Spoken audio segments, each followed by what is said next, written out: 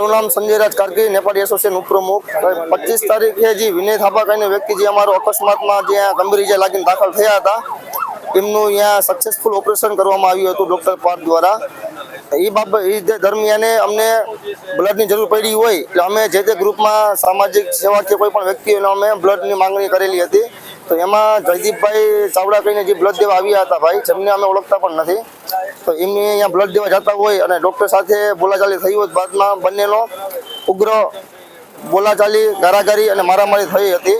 તેમાં ડૉક્ટરો હડતાલ પર ઉતર્યા હતા, પણ સારવાર હેઠળ જે દર્દી હતો વિનય થાપા, જેનું ઓપરેશન સક્સેસ થઈ ગયું હતું, એમાં આ લોકોને બેદરકારીથી તેનું મૃત્યુ થયેલ છે।